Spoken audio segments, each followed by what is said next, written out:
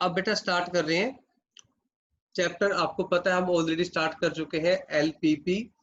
हमने ग्राफ बनाने सीख लिए हैं। अब जो ये क्वेश्चन कर रहे हैं साथ में आपको ग्राफ बना के दिखाऊंगा। ओके, और इसमें आपको जो है समझना है कि पहले आपके पास कोई प्रॉब्लम होगी, उसको मैथमेटिकल फॉर्मुलेशन में डालना है। कल आपने डाइट प्रॉब्लम समझी थी, ठीक है। ये आप जो क्वेश्चन आपको स्क्रीन पे दिख रहा है ये आपको खुद करना है, एंड में करेंगे। पहले मैं आपको एक नया क्वेश्चन जो है स्टार्ट करवा दूं। इसको बोलते हैं बच्चे मैन्युफैक्चरिंग प्रॉब्लम। अब कहने में मैन्युफैक्चरिंग प्रॉब्लम, ओके। इस तरह के बहुत सारे क्वेश्चन होंगे, वो भी आपको करने हैं। एनसीईआरटी में बहुत सारे क्वेश्चन है, आपको इसमें एनसीईआरटी से ज्यादा करने की जरूरत नहीं है इस चैप्टर के लिए। ऐसा नहीं है कि चैप्टर बहुत मतलब इम्पोर्टेंट नहीं है, इम्पोर्टेंट है। एक तो बड़ा क्वेश्चन आता है इसमें से, दूसरा ऑब्जेक्टिव क्वेश्चन भी एक आ जाता है। वो अलग तरीके के क्वेश्चन होते हैं जिसमें आपको फिजिबल, इनफिजिबल, ऑप्टिमल, है ना, इन सॉल्यूशंस की प्रॉपर पता होना चाहिए। हम जब ऑब्जेक्टिव करेंगे तो उस तरह के जो डिफरेंट क्वेश्चंस होंगे, मतलब एक ही टर्म के कई बार क्या होता है डिफरेंट नेम्स होते हैं, तो उन सब का हमें पता होना चाहिए, ठीक है ना। वो हम फिर टाइप टू टाइप करेंगे। अभी पहले how to solve this kind of problems, ठीक है। अब इसने यहाँ पे क्या बोला बच्चे कि a manufacturer has 3 machines, machine 1, machine 2 and machine 3, okay। आप इसको बोला कि machine 1 and 2 are capable of being operated for at most 12 hours, ठीक है।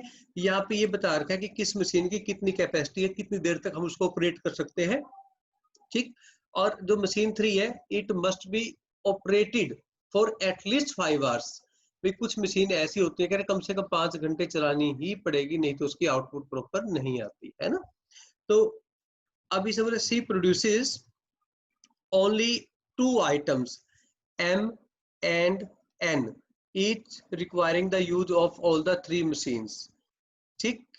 the number of hours required for producing 1 unit of each of M and N on the 3 machines are given। आपको एक table दे रखी है कि कौन सी machine का कितना घंटा लगता है, ओके। और बिल्कुल ठीक है, कौन सी मशीन पे कितना टाइम लगता है, और उसको यूनिट जो बेचेगा ना M और N, तो उसको कितना कितना प्रॉफिट होता है। तो अब हमने जो सारा भी सिस्टम करना है वो प्रॉफिट के लिए करना है, मैक्सिमम प्रॉफिट क्या हो, ठीक है। तो मैक्सिमम प्रॉफिट उसको अर्न करने के लिए कितना सेल करना पड़ेगा, वो सब निकालना है, ओके। तो अब आप देखो कि हम ये कहते हैं इसमें कि जो आइटम M है, अगर हम बात करें आइटम M की, तो उसकी रिक्वायरमेंट क्या होगा, X यूनिट्स होगी सपोज, ठीक। और आइटम N के लिए हम कहते हैं Y यूनिट्स जो है वो रिक्वायर्ड है, ये हमने लेट कर लिया, ठीक। तो यही फॉर्मुलेशन होगा। हमें पहले बताना पड़ेगा कि X क्या है और Y क्या है, ठीक है। दूसरा इसमें एक और बात देखो, अब इस मशीन का है, ठीक है भाई, मशीन 1। अब मशीन 1 के टाइमिंग के ऊपर कंडीशन दे रखी है ना कि machine 1 and 2 are capable for at most 12 hours. मतलब मशीन 1 और 2 को हम 12 घंटे से ज्यादा हम ऑपरेट नहीं कर सकते। तो इसलिए अकॉर्डिंग टू क्वेश्चंस, ये देखो मशीन 1 कितनी ऑपरेट होगी, 1 into x times twice of y times, ये लेस देन और इक्वल टू 12 आवर्स, क्योंकि 12 आवर्स से ज्यादा जो है हम ऑपरेट नहीं कर सकते मशीन को, ठीक है। हमने इस कॉलम का जो है यूज कर लिया, देखा, ठीक है। और ऐसे ही आपके पास यूनिट 2 के लिए बात करें हम, तो यूनिट 2 के लिए आप ये देखो कितना है भाई, 2x प्लस 1y। अच्छा, जो मशीन 2 है वो क्या कर रही है, वो भी 12 आवर्स के लिए ऑपरेट हो सकती है, मैक्सिमम 12 आवर्स है ना, इसलिए 12 आवर्स इधर आएगा, ठीक है।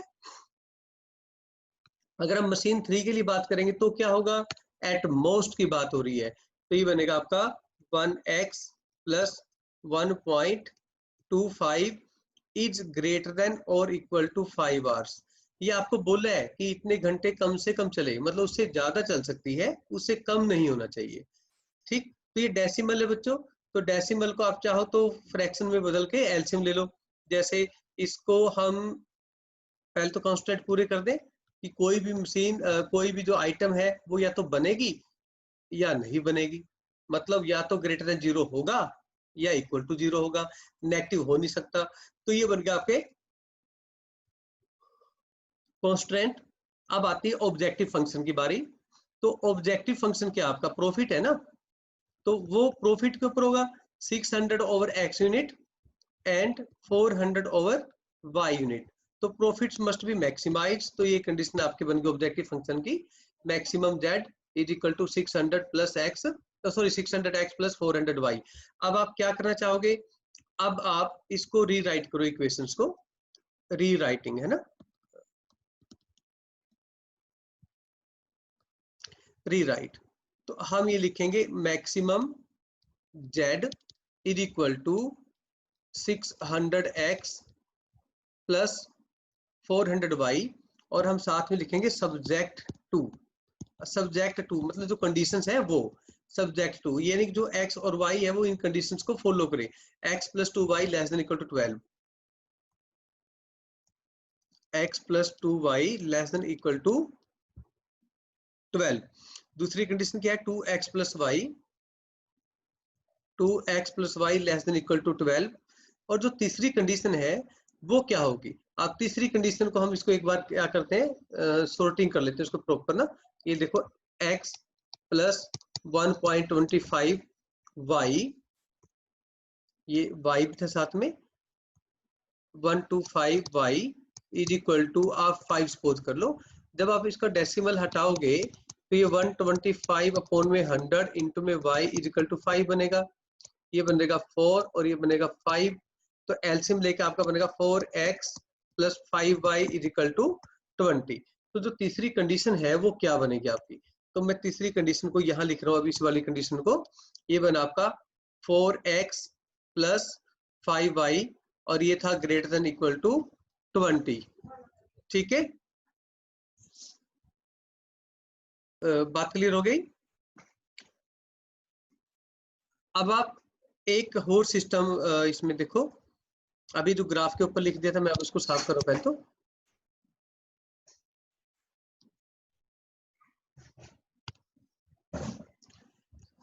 तो बच्चों अब इसके जो कंडीशंस हैं वो क्या बनी, वो बनी आपकी x ग्रेटर देन इक्वल 0 और y greater than equal to 0।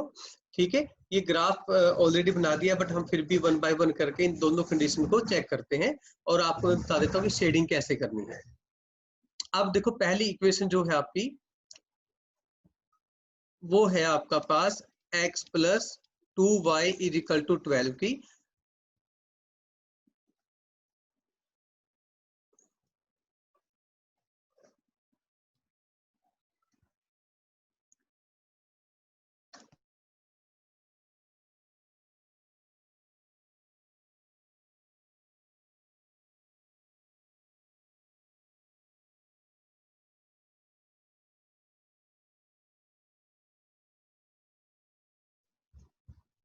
तो अगर x को 0 करेंगे हम तो y कितना आ जाएगा आपका, x को 0 करेंगे तो y 6 आ जाएगा, y को 0 करेंगे तो x 12 आ जाएगा, है ना। तो पहले तो हम इसका एक बना लेते हैं ग्राफ, देखो ध्यान से कि ये कोऑर्डिनेट सिस्टम है, ये x एक्सिस और ये y एक्सिस हो गया, और इसका जो ग्राफ है y जो है 6 है आपका, ये पॉइंट आ गया, और जो x है वो 12 हो गया, और आप ये देखो इसका बनेगा सिस्टम ऐसे। ठीक, अगर हम बात करते हैं अब ओरिजिन की, तो हम लिखेंगे बच्चों टेस्ट फॉर ओरिजिन।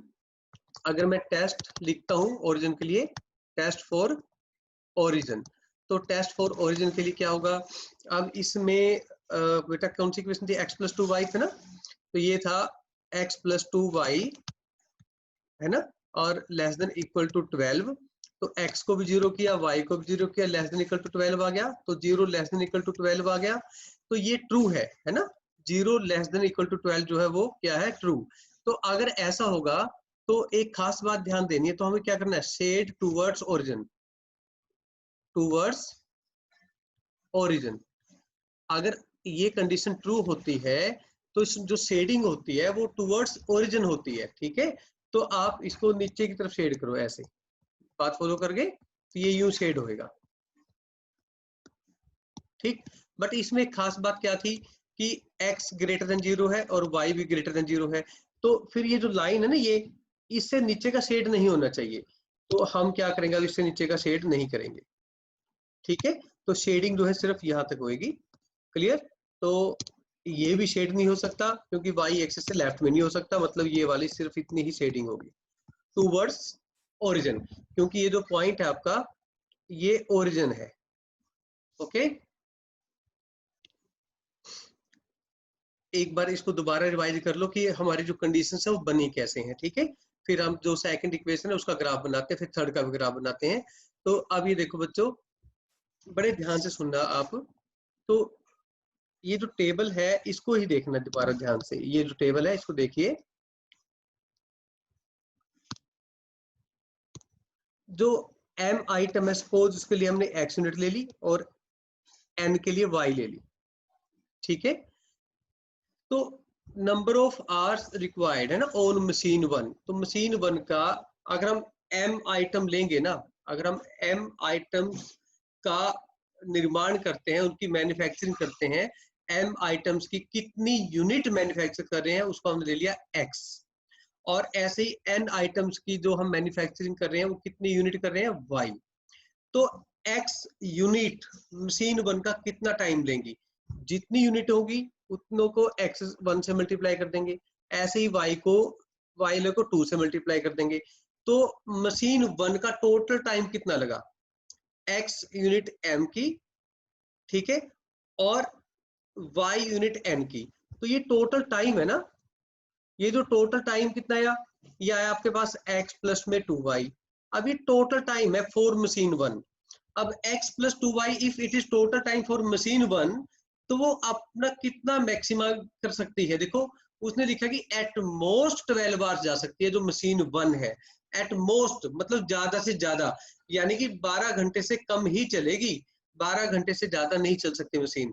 तो इसलिए मैंने इसको लेस देन और इक्वल टू 12 लिख दिया, ठीक। उसी प्रकार हम मशीन 2 के लिए गए, तो 2x आवर्स लगा दिया हमने मशीन उसके मशीन 2 के m के लिए, और 1y लगा दिया हमने n आइटम के लिए। फिर कंडीशन बनी आपके पास x 2x प्लस में 1y। अब ये क्या है, total time required by machine 2। पर मशीन 2 अब कम से कम चलनी चाहिए या मैक्सिमम चलनी चाहिए, मशीन 2 भी 12 आवर्स के लिए चलती है, तो ये भी लेस देन इक्वल टू 12 हो गई। ये इस तरीके से कंडीशन लगानी है आपको। ऐसे मशीन 3 के लिए बात करें तो ये बन गया x और ये बन गया y, तो मैंने फिर क्या किया, इसको यहाँ लिख दिया 1x प्लस 1 2y। अब साइन जो है ना मैंने वो ग्रेटर देन का डाल दिया, क्यों डाल दिया, क्योंकि यहाँ पे बोल दिया था कि वो कम से कम 5 घंटे चलेगी, मतलब जो टाइम रिक्वायर्ड हो 5 घंटे से ज्यादा होना चाहिए, इसलिए मैंने यहाँ पे ग्रेटर देन 5 लगा दिया था कि टोटल 5 से ज्यादा होना चाहिए। तो इस प्रकार ये आपकी कंडीशन तैयार होगी जिसको हम क्या बोलते हैं, कॉन्स्ट्रेंट भी बोलते हैं, ठीक है। अब आप वापिस आ जाओ, नेक्स्ट का ग्राफ बना लेते हैं हम, ठीक है। आर्यन अब समझ आ गया? Yes sir. ओके, चलो नेक्स्ट उस पे ग्राफ पे चलो, अगले पे। अब बच्चों अगला जो नेक्स्ट ग्राफ है वो क्या है आपका 2x प्लस वाई है ना, तो वो ग्राफ है 2x plus y is equal to 12 का। आप इसके लिए भी टेबल बनाओ, और बड़ा आसान होता है बेटा टेबल ये बनाना। एक आप 0 मान लो x को, तो y की वैल्यू 12 आ जाएगी, y को 0 मान करके x की वैल्यू 6 आ जाएगी, ठीक है। अब सबसे पहले यहाँ पे जो x की वैल्यू थी वो थी आपकी 12,0, और ये जो पॉइंट था ये था आपका 0,6, ठीक है। अब आपका जो पॉइंट है वो चेंज हो गया, अब देखो ये 2 पॉइंट आ गए, अब इनको मार्क करो आप। अब जब मैं इनको मार्क करूंगा तो हम इसमें ग्राफ बना लेते हैं, चलो पिंक कलर वाला।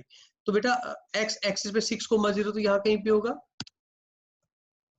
ये बन गया 6,0, और 0,12 यहाँ कहीं पे होगा 0,12, ये बन गया आपका 0,12।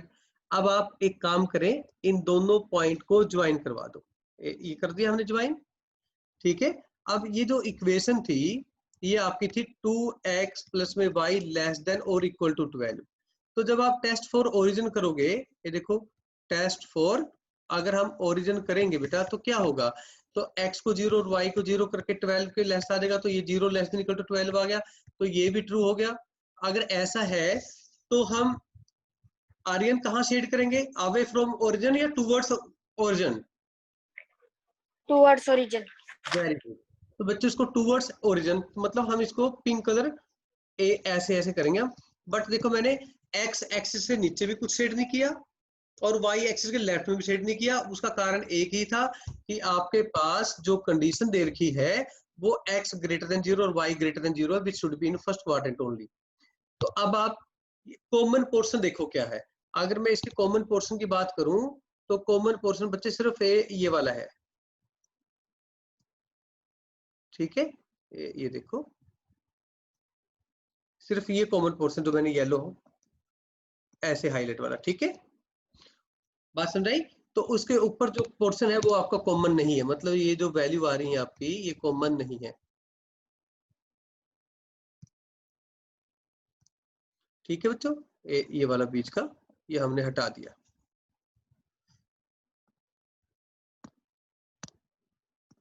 ठीक है जी। तो ये आपका जो शेडेड पोर्शन है ये कॉमन आ गया, ओके। अब ये तो दो लाइन आ गई। अब तीसरी लाइन क्या थी, उसका भी ग्राफ बना हुआ आप, ठीक है। तीसरी जो लाइन थी वो क्या है आपके पास, तीसरी लाइन थी बेटा 4x plus 5y greater than equal to 20। तो एक काम करते हैं अब हम 4x plus 5y equal to 20 और आप इसका ग्राफ टेबल बनाओ पहले। टेबल क्योंकि सारे ग्राफ एक ही में बनाने हैं इसलिए आपको थोड़ा ध्यान देना पड़ेगा। x को 0 लिया तो y 4 आ गया, y को 0 लिया है तो x 5 आ गया, तो 0 4 और 0 5। तो x पे 5 है ना बच्चों, अगर x पे 5 है तो अब आप ये 6 ये था ना तो 5 यहाँ पे होगा, ठीक है। तो ये होगा 5,0 और ये पॉइंट होगा आपका 0,4। तो एक लाइन बन गई आपके पास। वो लाइन कौन सी बनी, ये देखो ये वाली लाइन बन गई, ठीक है। अब ये ग्राफ टूवर्ड्स ओरिजिन होगा या अपवर्ड ओरिजिन होगा, अब ये देखने वाली बात है, क्योंकि ये जो लाइन थी अगर हम इसकी इनइक्वालिटी चेक करेंगे तो वो थी भाई 4x प्लस में 5y greater than equal to 20। अगर मैं x को 0 और y को 0 करूंगा तो 0 ग्रेटर देन इक्वल टू 20 होगा, तो ये फॉल्स हो गया अब आपके पास, ठीक है। तो फॉल्स हो गया तो अवे फ्रॉम ओरिजिन शेड करना पड़ेगा। अगर मैं बात करता हूँ अवे फ्रॉम ओरिजिन की तो आप ये सोचो तो ये वाला पोर्शन होगा ना जो मैंने ब्लैक में कर दिया है ना ऊपर का, कॉमन पोर्शन तो यही होगा, बात समझाई। तो ये पोर्शन आपका, तो ये जो नीचे पोर्शन था ये नहीं होगा, ये वाला, ये पोर्शन खत्म।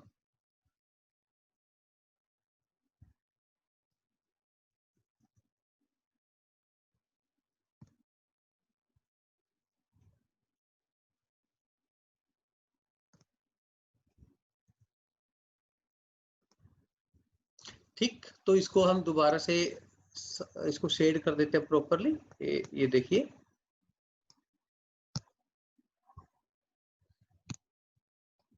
ये शेडिंग हो गई।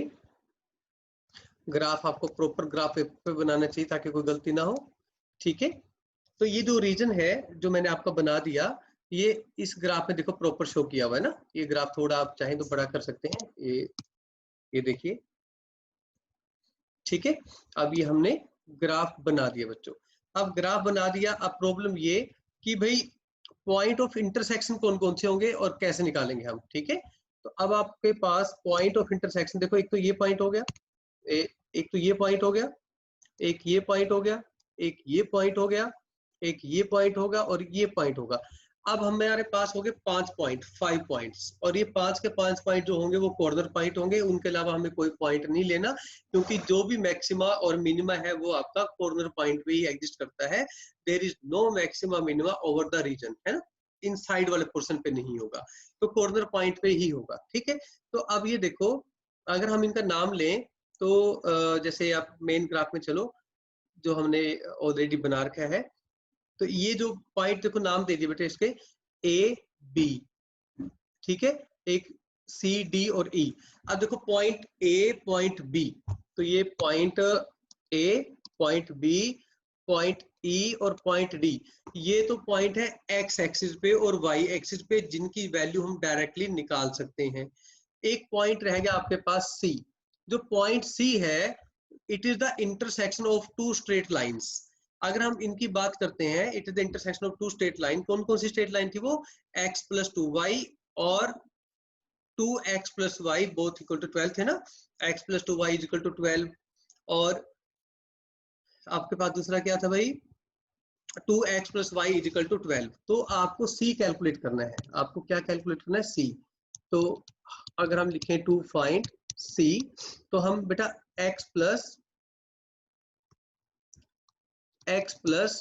2y इज इक्वल टू 12 और 2x plus y is equal to 12, जब इनको सोल्व करेंगे, जैसे कोएफिशिएंट कंपेयर करके, इक्वल करके, एलिमिनेशन मेथड लगाओ या जो मर्जी मेथड लगाओ, आपकी मर्जी है, तो x की वैल्यू भी 4 आ जाएगी और y की वैल्यू भी 4 आ जाएगी। तो हमने सी पॉइंट आपका मार्क कर दिया 4,4। अब हमारे पास सारे कॉर्नर पॉइंट आ गए। अब आपको क्या करना चाहिए? जितने भी कॉर्नर पॉइंट है उन सबको लिस्टिंग कर दो। जितने भी कॉर्नर पॉइंट है आप उनकी लिस्टिंग कर दो। बात क्लियर? अब आगे क्लिक करते हैं हम।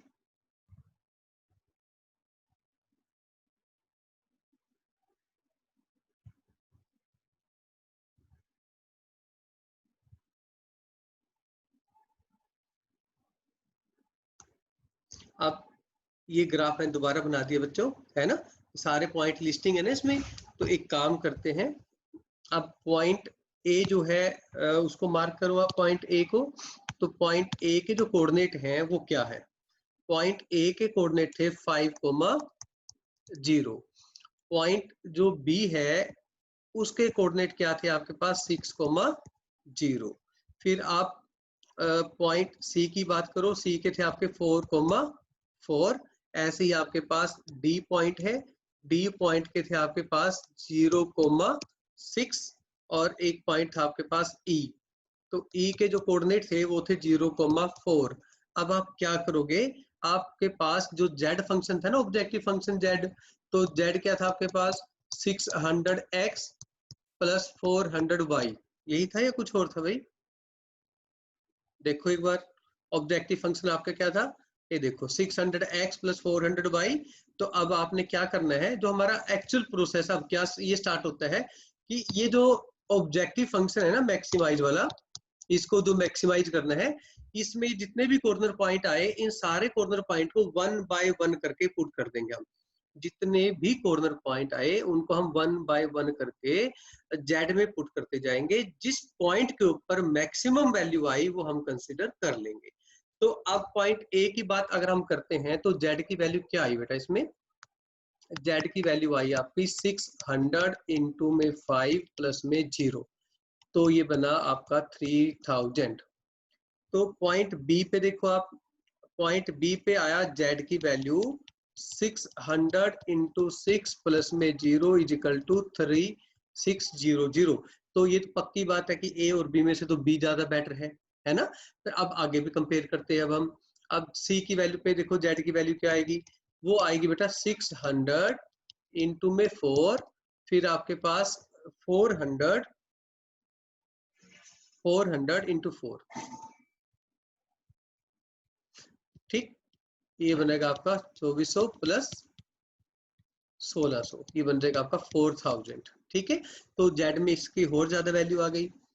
अब डी की बात करो, डी में जो जेड होगा वो क्या होगा भाई? 600 इंटू में 0 प्लस 400 इंटू 6, यानी कि आंसर आ गया सिर्फ 2400। और इस केस में जो जेड है वो आएगा 600 इंटू में 0 प्लस 400 इंटू में 4, यानी कि 1600। अगर मैं इन सारी वैल्यूज की बात करूं तो this value is greater at point C, ठीक है ना। तो कंपेयरिंग, तो कुछ लोग इसमें क्या करते हैं, एक टेबल बना लेते होते बच्चों, ऐसे मैं टेबल बना देता हूँ आपके लिए। एक टेबल भी बना लेते होते हैं। उस टेबल में आप क्या करेंगे, उस टेबल में ये जो वैल्यू कैलकुलेट करी है वो लिखते रहते हैं बार बार, ठीक है। तो यहाँ पे आप लिख सकते हो कि पॉइंट्स है ना, यहाँ पे आप z की वैल्यू लिख दोगे आप, जैसे 600x प्लस में 400y है ना, और यहाँ पे आप इनकी जो कैलकुलेशन करके जो z की फाइनल वैल्यू होगी वो लिखेंगे हम। जैसे मैंने लिखे यहाँ पे 0, जैसे a पॉइंट था आपका 5,0, तो 5,0 में वैल्यू क्या आएगी आपकी वैल्यू आएगी 600, आपकी वैल्यू आएगी 600 इंटू में 5 प्लस 400 इंटू में 0, तो ये वैल्यू आ गई आपकी कैलकुलेट करके 3000। ठीक है, इस तरीके से मेरी बात समझाई। तो ऐसे बी पे, ऐसे सी पे, ऐसे डी पे, ऐसे ही ई पे, तो सी पॉइंट जब आप पुट करोगे वैल्यू तो यहाँ पे 4000 आ जाएगी ना। ठीक है, तो आप सबसे ज्यादा जब बात करोगे तो ये मैक्सिमम होगी, अगर ये मैक्सिमम होगी तो यही आप सिलेक्ट कर लोगे, क्योंकि सारी वैल्यू में सबसे बड़ी वैल्यू तो चाहिए आपको। ठीक है ना, तो रिक्वायर्ड पॉइंट क्या होगा आपका जो रिक्वायर्ड सोल्यूशन है, जो रिक्वायर्ड पॉइंट है वो क्या होगा, जो हमारा भाई रिक्वायर्ड पॉइंट है वो क्या आया, वो सी आया ना, जिसमें 4,4 है ना। तो यानी कि m आइटम्स कितनी यूनिट आनी चाहिए आपके पास, 4 यूनिट्स। ठीक है, और n आइटम्स के लिए कितनी यूनिट्स आनी चाहिए आपके पास, 4 यूनिट। ठीक है, तो ये आंसर है कि भाई अगर आपको मैक्सिमम प्रॉफिट करना है और आपकी मशीनरी की भी आपको प्रॉपर यूटिलाइजेशन करनी है, तो m आइटम की 4 यूनिट्स यूज करो और n आइटम्स की भी आप 4 यूनिट जो है मैन्युफैक्चर करो। इस तरीके से आपके पास वैल्यूज आ जाएंगी। क्लियर? अब डाउट पूछो इसमें है किसी को। ये जो प्रॉब्लम आपके सामने है इसको हम बोलते हैं ट्रांसपोर्टेशन प्रॉब्लम। और ट्रांसपोर्टेशन का मतलब जैसे कहीं पे कोई प्रोडक्ट बन रहा है बट आपको सप्लाई दूसरी जगह करना है, और ये भी हो सकता है कि एक प्रोडक्ट को बनाने के 3-4 जगह प्लांट हो और आपको 5 या 6, 7, 8, 9, 10 जितने मर्जी डिपो हो वहां पे सप्लाई करना है, और आप ये चाहते हो कि हम उसको इस तरीके से डिस्ट्रीब्यूट करें अलग अलग जगह से कि ओवरऑल जो प्रॉफिट है वो तो बढ़ जाए हमारा, बट कॉस्ट जो वो कम हो जाए। ठीक है, तो यहाँ पे बेसिकली ट्रांसपोर्टेशन कॉस्ट में हम कॉस्ट की बात करते होते हैं, कॉस्ट शुड बी मिनिमाइजेशन। और एक प्लांट से दूसरे डिपो तक जाने का रेट भी लिखा होता है, भी अगर हम वहां से वहां भेजते प्रोडक्ट तो इतने पैसे लगते हैं।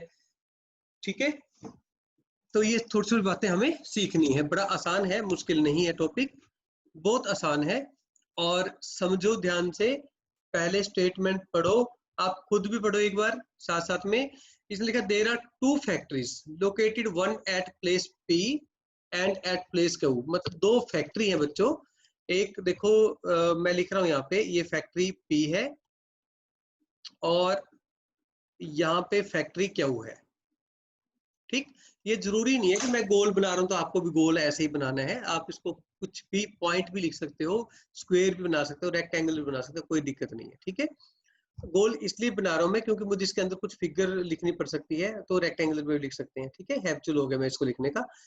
नेक्स्ट, क्या 3 डिपो है ए बी सी, तो वो 3 ए बी सी डिपो है अलग अलग जगह पे, और डिपो मान लो आपका ये ए, ये बी और ये सी, तो डिपो ए बी एंड सी।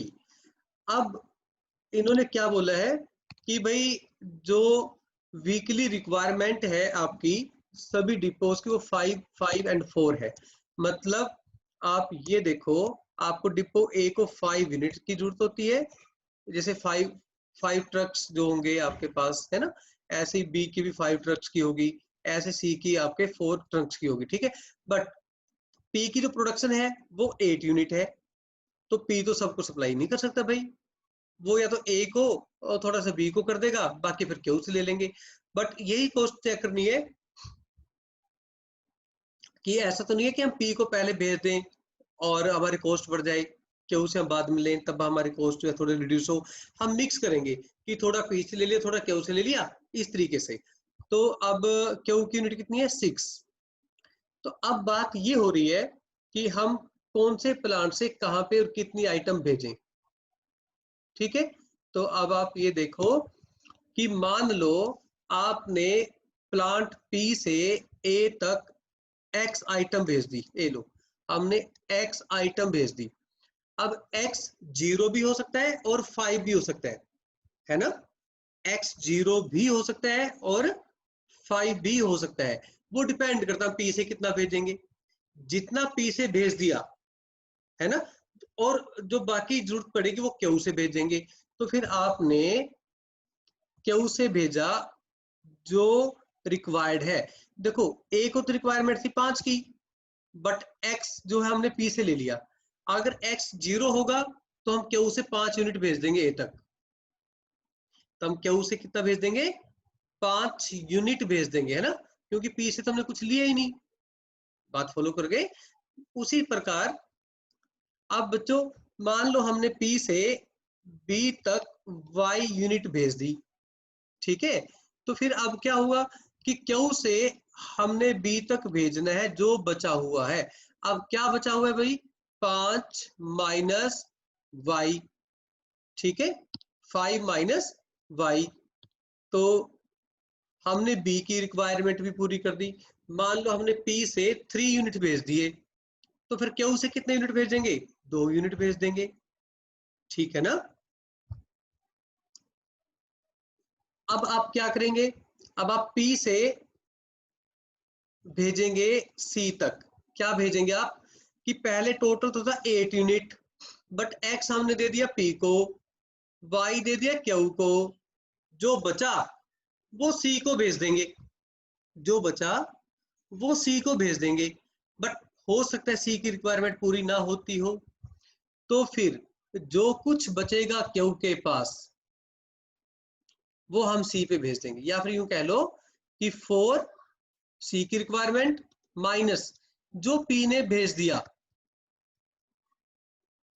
ठीक है, बात फॉलो कर गए। तो हमने क्या कर दिया, अब ए बी सी तीनों की रिक्वायरमेंट फुल कर दी हमने पी और क्यू को डिस्ट्रीब्यूट करके, है ना, पी से थोड़ा मान लिया, ए को, बी को, सी को। बात समझाई। तो अब इसके लिए एक खास बात कि भाई जो कंडीशंस है वो क्या बनेंगे ना। अगर हम बात करते हैं कॉन्स्ट्रेंट्स की, तो कंस्ट्रेंट्स की बात करते हैं, तो किसी न किसी डिपो से हम लेके ही जा रहे हैं, चाहे वो 0 हो या प्लस हो।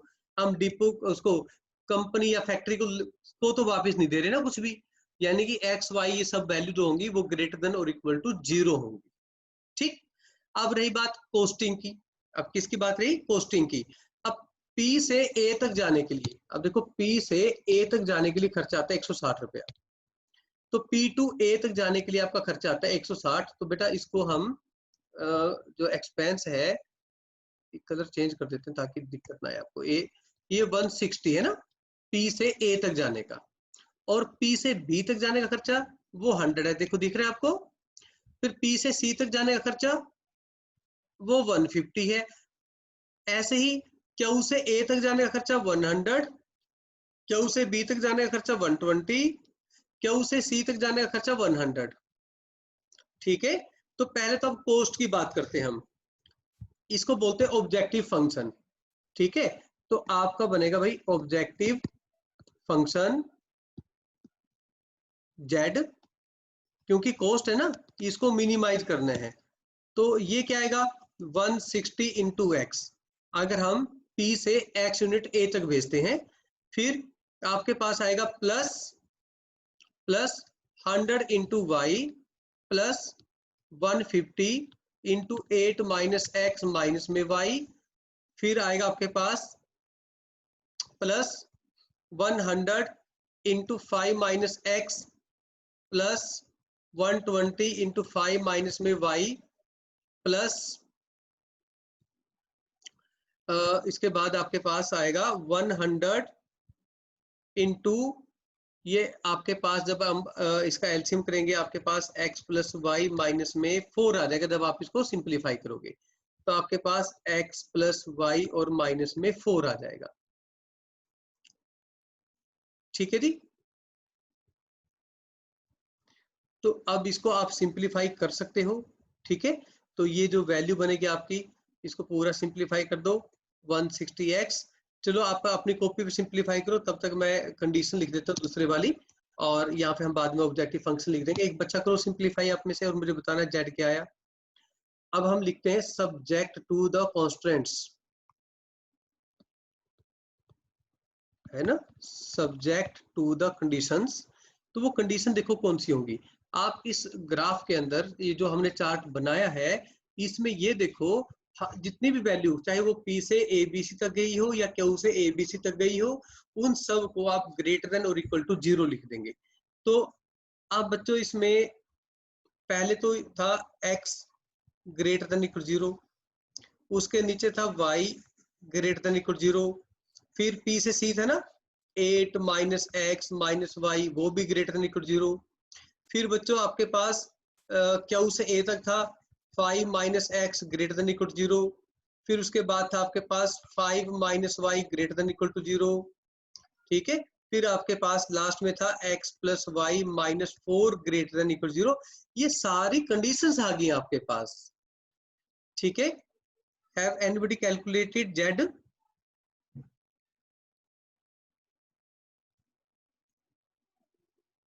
z सिंप्लीफाई के बेटा किसी ने?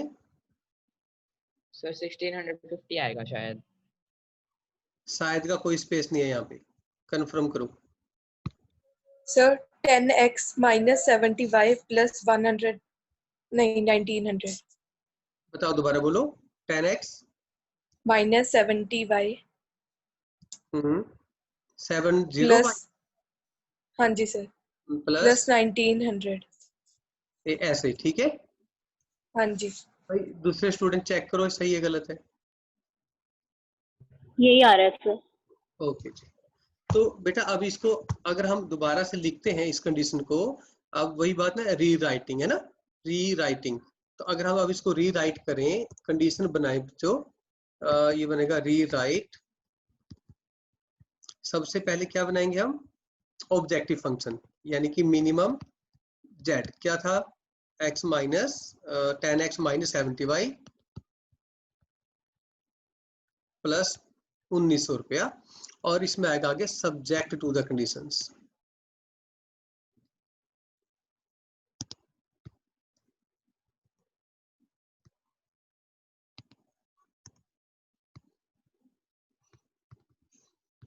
Subject to the conditions. तो बच्चों पहले तो ये दो लिख दो आप, x greater then 0 y greater then 0, इसको एंड में लिखेंगे, पहले इसको लिखते हैं हम। ये बनेगा आपका x प्लस वाई और लेस देन इक्वल टू 8।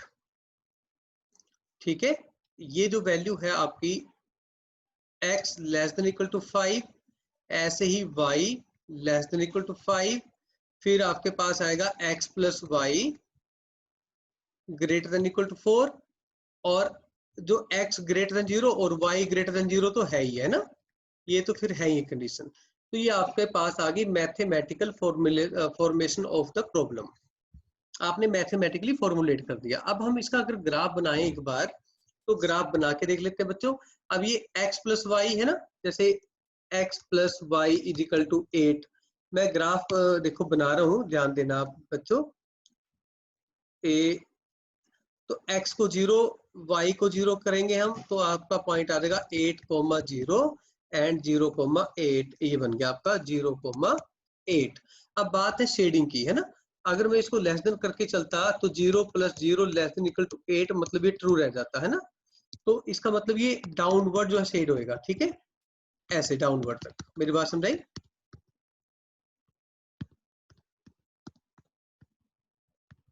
ये ऐसे करके होगा शेड। अब ये जो ग्राफ था आपका, ये था x plus y less than equal to 8 का, ठीक है, x plus y less than equal to 8 है ना, इसका ग्राफ बना दिया हमने। अब आप ये देखो, जो सेकंड इक्वेशन है वो x प्लस वाई, देखो एक का तो बना दिया ना हमने ग्राफ, दूसरा 4 है। अब ये आपस में पैरेलल लाइन है, तो आप इसका बना सकते हो 4 और 4 पे, ठीक है। ये बन गया आपका पॉइंट 4,0 और ये पॉइंट बन गया आपका 0,4, है ना। अब ये जो लाइन थी आपकी, अगर हम इसमें बात करते हैं x plus y greater than equal to 4, यानी 0 plus 0 greater than equal to 4, तो 0 ग्रेटर देन इक्वल टू 4 ये जो चीज है ना, ये फॉल्स है, ठीक है। तो it will shade away from origin. तो इसका मतलब ये कि ये जो पोर्शन था ना नीचे वाला, ये वाला, ये इंक्लूडेड नहीं है बीच में, तो इसको हमने हटा दिया कॉमन पोर्शन में। तो आपका कॉमन पोर्शन रह गया दोनों के बीच का।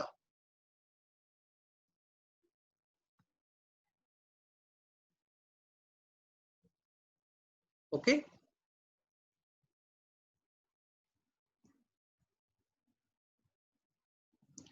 तो ये रहेगा आपके पास, ये येलो हाईलाइटेड। ठीक है, तो अब इसमें दो कंडीशन हो रहती हैं आपकी, लेस देन 5 और लेस देन 5 एक्स और वाई दोनों के लिए। ठीक है, क्लियर? तो बच्चों अगर ये 4 है, ये 8 है, तो बीच में 5 कहीं ना कहीं तो होगा।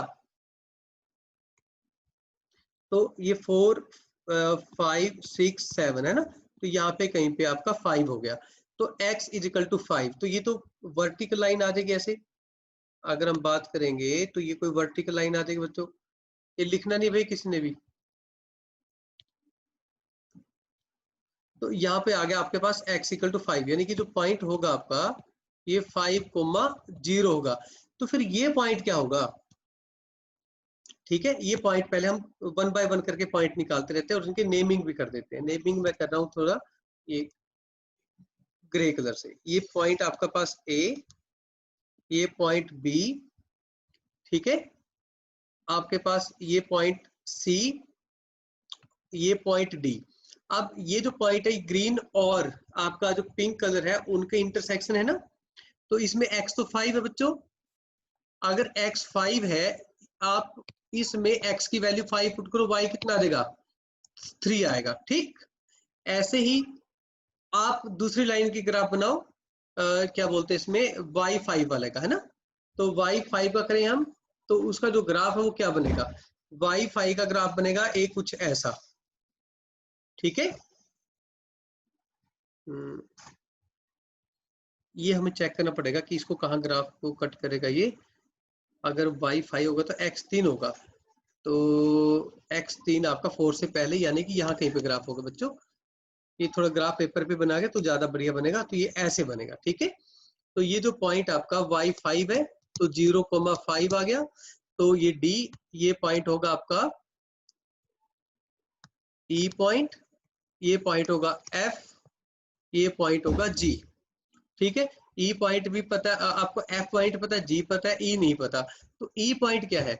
Y को 5 करेंगे और पिंक वाली जो लाइन है उसको पुट करेंगे तो x3 आ जाएगा, तो ये 3,5 आ जाएगा पॉइंट 3,5। ठीक है, तो अब इसकी शेडिंग की बात करते हैं हम। इसकी जो शेडिंग है वो क्या है?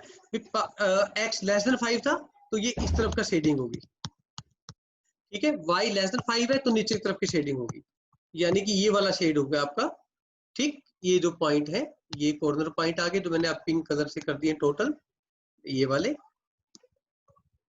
ठीक है, तो ये आपका कॉमन पोर्शन आ गया। ठीक है, तो इसका ग्राफ जो है, अब हम पहले यहाँ तक डाउट पूछो आप, अगर किसी को आ रहे हैं तो यहाँ तक डाउट पूछो। रिकॉर्डिंग पॉज कर दी मैं, डाउट किसी को नहीं आया है तो अब आप ऐसे करते, ग्राफ को दोबारा देखो ध्यान से। ये जो ग्राफ बना है इसको देखो, अब हमने ये बिल्कुल क्लियरली शेड कर दिया है, मतलब क्लियरली है यहाँ पे। तो अब ये थोड़ा सा इसको हम बड़ा कर लेते हैं, ये लीजिए। ठीक, कॉमन पोर्शन दिख गया है आपको। अब आपने क्या करना है? अब मुझे कोई इसके आगे का प्रोसेस बताओ, आगे का प्रोसेस सिमर बताओ क्या करना है? कॉर्नर पॉइंट्स निकाल के फिर उसको z में पुट करके z की वैल्यू निकालनी है। यहाँ पे है ना बेटा, तो पॉइंट, कॉर्नर पॉइंट कितना है टोटल आपके पास?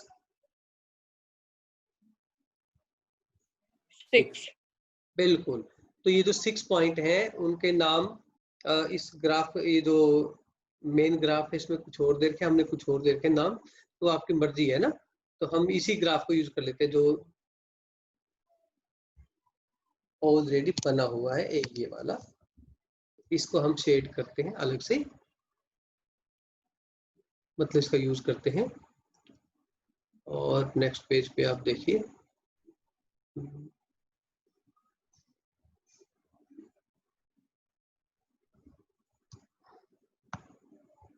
ये लो बच्चों, आप मुझे जेड बताओ है क्या। पहले तो आप ये देखो, जो पॉइंट्स हैं वो लिखने हैं आपने, फिर जेड लिखना है।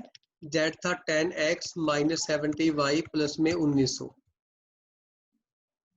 ठीक है, तो पॉइंट आपके पास एक तो ए आ गया, ए पॉइंट है 0,4, फिर एक पॉइंट आया आपके पास, बी पॉइंट लिख लो, बी पॉइंट आया 0,5, फिर आपके पास एक पॉइंट आ गया सी आया 3,5, ठीक है बच्चों। फिर डी पॉइंट जो है वो आपके पास बना है 5,3। फिर आपके पास ई पॉइंट है वो है 5,0 और फिर एक पॉइंट है एफ और वो है आपके पास 4,0। यानी कि 6 पॉइंट आगे, 6 के 6 आप 1 बाय 1 करके किस में पुट करेंगे, जेड में। तो अब आप जेड में पुट करेंगे तो यहाँ से जो जेड की वैल्यू आएगी ए के लिए वो क्या आई भाई, अब वो आएगी आपके पास, एक्स तो 0 है इसमें, ये बनेगा -70 इंटू 4 प्लस में 1900। तो ये 280 माइनस कर दो, ठीक है। और ऐसे ही आपके पास यहाँ पे z की वैल्यू जो आएगी आपके पास बनेगी x0 और -70 इंटू में 5 प्लस में 1900। तो ये आएगा 350, 400 माइनस किया 1550, ठीक है बच्चों। तो देखो ए में से और बी में से तो जो बी पॉइंट है वो आपका हो गया मिनिमम, ठीक।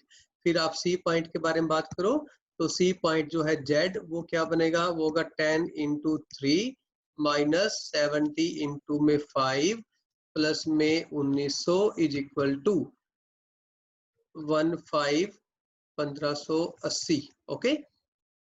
ऐसे ही जेड की जो बात करेंगे हम इसमें, तो 10 इंटू में 5 माइनस 7 इंटू में 3 प्लस में 1900।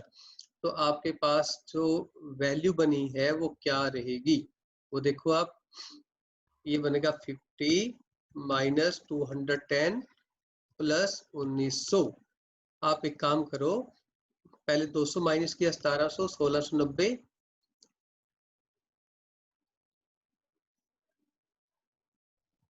सर जी बी 1580, 80 तो दो वैल्यू सेम आ गई, कोई बात नहीं। तो ई पे कैलकुलेट करो फटाफट, क्या बना। सर 1580 नहीं आ रही, इसकी 1740 आ रही है। यस सर ये 1740 और ई का बताओ फटाफट। 1950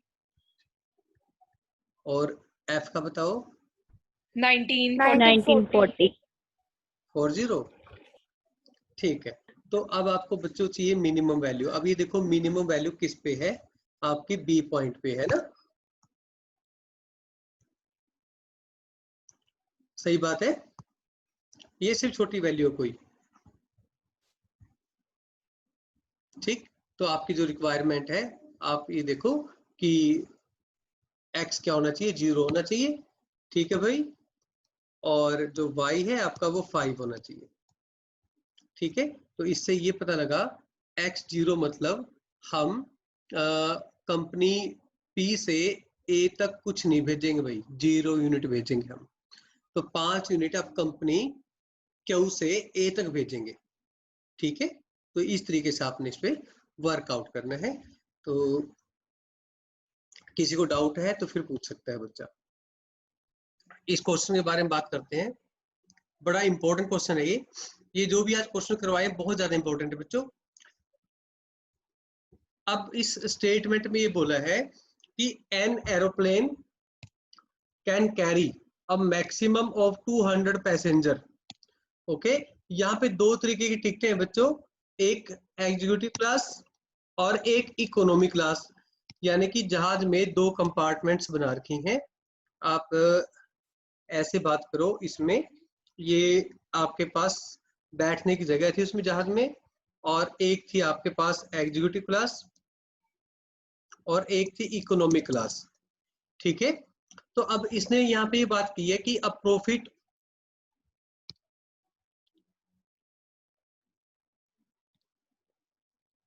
यहाँ पे आपके पास क्या है, 200 पैसेंजर बैठ सकते हैं।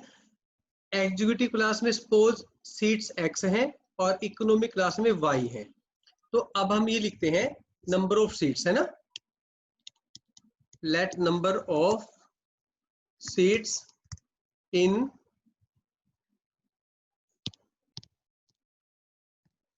number of seats in executive class, ठीक है, लिख देते हैं हम यहाँ पे इन एग्जीक्यूटिव क्लास वो x है, और जो इकोनॉमिक्स क्लास है उसमें हमने y सपोज कर लिया।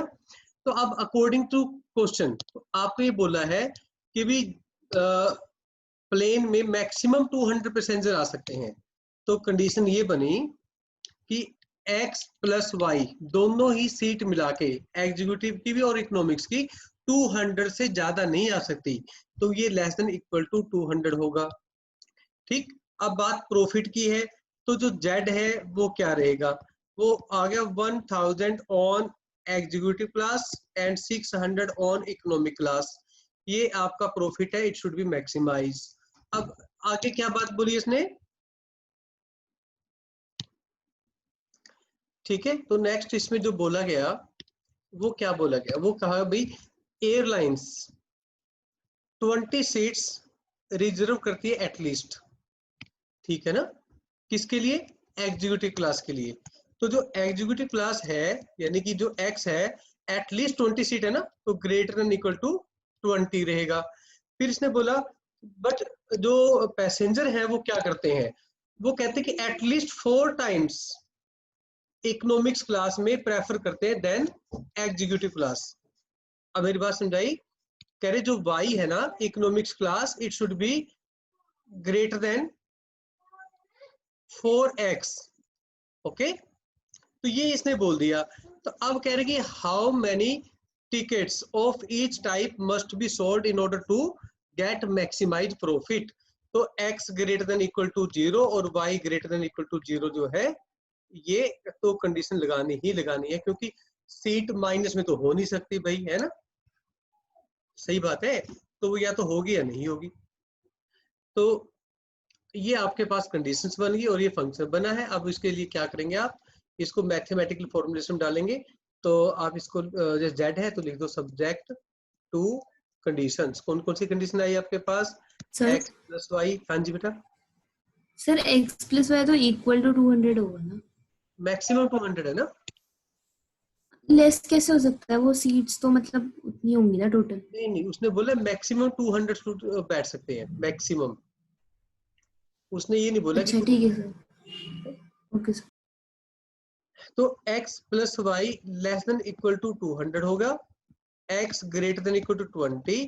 अच्छा, इसके ग्राफ में फर्क पड़ सकता है स्टूडेंट टू स्टूडेंट। उसका कारण क्या है कि जैसे मैंने एग्जीक्यूटिव क्लास ले लिया x को और y को इकोनॉमिक्स क्लास, आप इनके वेरिएबल इंटरचेंज कर सकते हो, तो ग्राफ में फर्क पड़ सकता है, ठीक है, उसका चिंता नहीं करनी है। y greater than equal to 4x, x greater than equal to 0 and y greater than equal to 0, ये आपकी कंडीशंस आ गई। तो अब आपको तो ग्राफ बनाना है and find the corner points.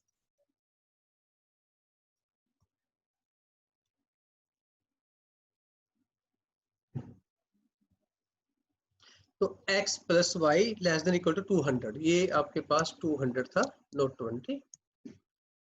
तो बच्चों x plus y less than equal to 200 का तो बनेगा ग्राफ ये है ना, x plus y less than equal to 200 में क्या होगा, शेडेड जो है टूवर्ड्स ओरिजिन होगा, ठीक है ना। तो अब x greater than equal to 20, तो ये अगर आपके पास 200,0 पॉइंट था तो x इज इक्वल टू 20 कहाँ पे होगा, बिल्कुल नियर बाय होगा ए ऐसे। तो ये x इज इक्वल टू 20 का ग्राफ था, पर आपको तो ग्रेटर देन 20 चाहिए, तो शेडिंग इस तरफ होगी, ठीक। अब एक ग्राफ बन गया y is equal to 4x। तो अगर मैं y is equal to 4x की बात करूंगा, पासिंग थ्रू ओरिजिन तो होगी, ये y is equal to x है ना, तो 4x थोड़ा ऊपर की तरफ होगा ऐसे, बात समझाई। तो एंगल 45 डिग्री से थोड़ा ज्यादा होगा। तो बच्चों ये ग्राफ बन गया ए ऐसे करके, ठीक। तो अब आप ये देखो हमने ग्राफ जो बना दिया, ये है y is equal to 4x। तो इसकी जो शेडिंग है वो किस तरफ होगी, जो y की तरफ होगी, जो ग्रेटर है ना x और y में से उसकी तरफ होगा, जो मैंने आपको पहले समझाया हुआ है, उस तरीके से आपको फॉर्मुलेट करना है। तो अब आप पहले तो हम कॉमन पोर्शन निकाल लें एकदम अच्छी तरह।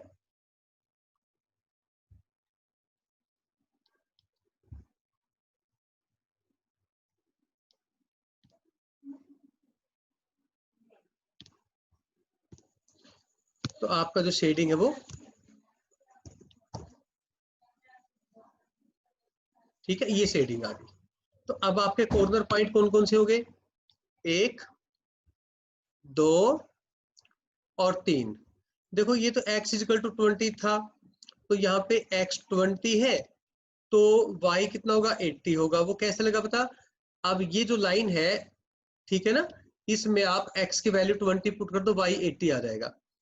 तो बच्चों अब ये जो पॉइंट है क्या होगा, ये आप इन दोनों को सोल्व करो x के लिए और y के लिए, इनका हम नाम रख दे पॉइंट्स के, ये पॉइंट A, पॉइंट B और ये पॉइंट C।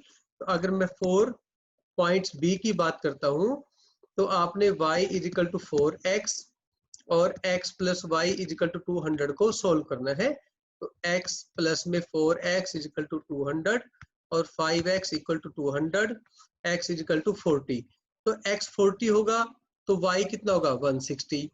तो बच्चों जो पॉइंट है वो क्या बना आपका बी पॉइंट, बी बना आपका 40 एंड 160। मैंने क्या किया यहाँ पे x की वैल्यू पुट कर दी, 160 आ गया। अब पॉइंट सी की बात करें हम तो 4 पॉइंट सी में एक तो x इक्वल टू 20 तो होगा ही होगा, और आपके पास जो दूसरी इक्वेशन है वो x plus y equal to 200 होगा। तो बच्चों ये आया 20 प्लस में y इज इक्वल टू 200 यानी कि y इज इक्वल टू 180। तो सी पॉइंट जो बनेगा आपका वो क्या बना, सी पॉइंट बना आपका 20, 180। ठीक, तो ये कॉर्नर पॉइंट आप दोबारा से लिख लो। तो बच्चे पॉइंट ए जो था वो क्या है, पॉइंट बी क्या है और पॉइंट सी क्या है। तो पॉइंट ए जो है आपका वो था 20, पॉइंट ए था 20, 80 और जो पॉइंट बी था वो है आपके पास पॉइंट बी 40 एंड 160, 40 एंड 160 और पॉइंट सी था आपका 20 एंड 180। ठीक है, तो इसी प्रकार आप z की वैल्यू निकालो आप a पे, z की वैल्यू निकालो b पे और z की वैल्यू निकालो c पे। ठीक है, तो z आपका है क्या, जो z था वो था आपका 1000x प्लस 600y। आप z में पुट करो वैल्यूज, बताओ फटाफट कौन कौन सी वैल्यू आएंगी भाई, बताओ बच्चों, आर्यन बोलो कैलकुलेट करके।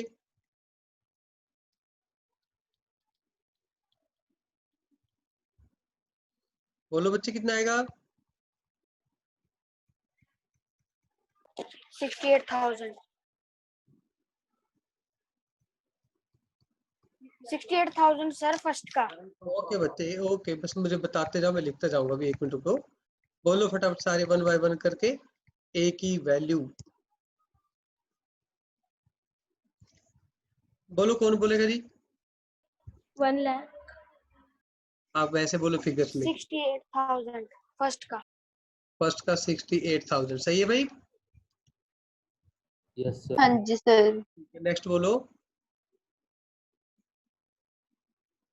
76,000 नेक्स्ट बोलो,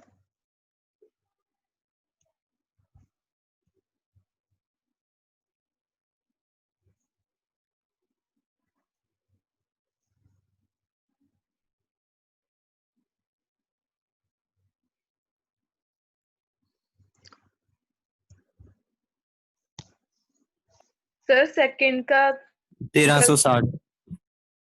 सेकंड का, यस सेकंड का कितना है, 136,000।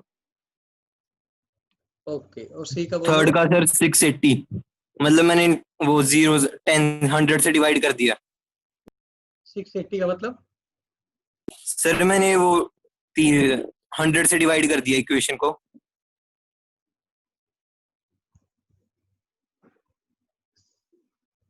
सी की वैल्यू गलत है आपकी, सर इसको हम लिख सकते हैं 68,000। गलत है,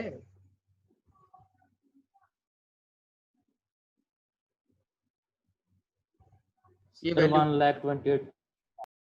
बिल्कुल, ये वैल्यू गलत है आपकी। मानव बोलो क्या थी,